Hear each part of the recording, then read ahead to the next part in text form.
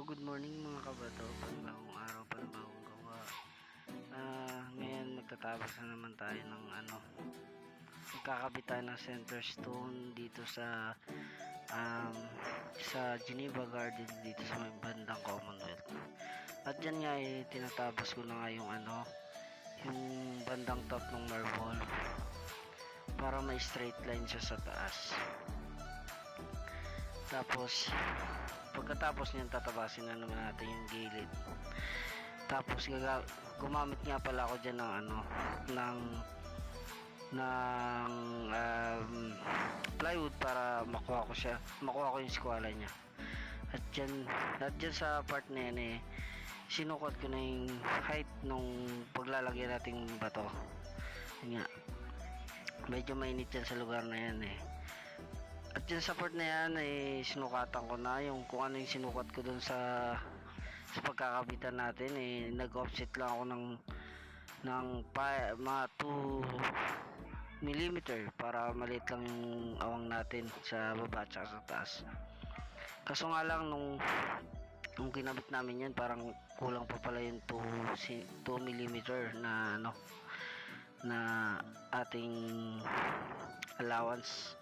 Yan sa pinunasan ko na para pag dinikitan mo ng tape hindi siya bumitaw. Ayun yung kasama ko si Jerbo. Tinipan na namin. Kinakabahan talaga ako sa sa bato na yun kasi malambot lang siya, tapos medyo malaki kasi yan, 2.6 by 180 yung height niya. Tapos alam niyo ba na naghingi ako ng tulong sa mga tao dyan sa construction site na yun sabi lang nung foreman hindi raw sila makikialam sa amin. Sabi ko papatulong lang ako ng na ipatong yung bato dahil 4 lang kami. Yun nga, nabigo tayo magpatulong sa kanila kasi hindi daw nila obligasyon yun. Ayan, pinitikin na namin. At saka isa pa, yan, sinasuggest nila sa amin na huwag sana mabasag yun sa ilalim. Kaya nagpapatulong ako sa kanila. Ayan, patingin-tingin ako dyan kasi parang ang hirap ng gagawin ko kasi alam ko sa baba may ipit. Siniklaman namin dun sa may bandang taas para hindi siya bumaba pag tinabas, hindi maipit yung blade. Tatabasin ko na nga siya dahan-dahan. Medyo nainis nga rin ako dyan kasi yung blade namin nasusunog na, kaya mamaya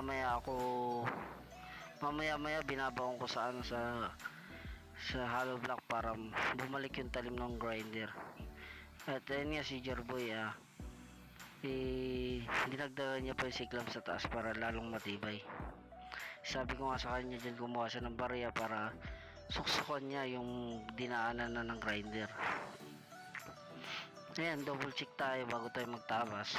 Kailangan talaga yun kasi minsan nagkakamali tayo, tapos minsan may nangyari pa nga kala ko okay na, tapos yan naipatong na namin. Grabing hirap namin dyan kasi 4 lang kami. Parang yung mga tao dyan pinapanood lang kami. Yung tipong pawis na pawis ka, hindi ka man lang lapitan para tumulong. Pinapanood ka lang talaga nila. Tapos sa part na yan nagtatapos na ako sa gilid para baonan ng bracket para lalong matibay siya kasi sobrang bigat niyan. Sobrang bigat nung bato na yan, delikado siyang tumaob. Pero may may ilalay na yan na sealant sa likod, then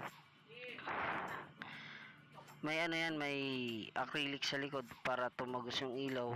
Alalay na yun. Yan, medyo hirap na hirap nga sa pagtabas yan. Naliligo na ako ng alikabok pero go lang kasi para sa pamilya. Ayan, medyo patapos na kami dyan. Naghubad na ako, sobrang init at sobrang pawis. lumabas tuloy yung abs ko. Diyan pinapatong ko na para matapos ko yung bandang taas. Nilagyan ko siya ng tatlong bracket. Bracket binaon ko lang sa ano. Kasi mahaba yung nakuha kong bracket. 15 cm. Hinulugan ko. Yan, tatabasin ko na yung bandang taas. Sobrang init dyan sa lugar na yan. Grabe. Mas madadamot pa yung tao. Bakit kaya may mga ganong tao, no? Kaya pasadyos na lang natin sa yung mga ganyan. Pero thank you Lord kasi natuloy-tuloy nagawa naman ng maayos yung trabaho namin. Ayan, tapos na nalagyan na namin ng bracket at pinabapping ko na kay Jerboy. Then yan yung finished product natin. Patagonia marble. Para siyang aquarium sa malayo. Para siyang galaxy. Yan. Impact. Tapos na kami yan. Ayan, pinipicturean na namin. Yan yung finished product. At yun lang. Thank you.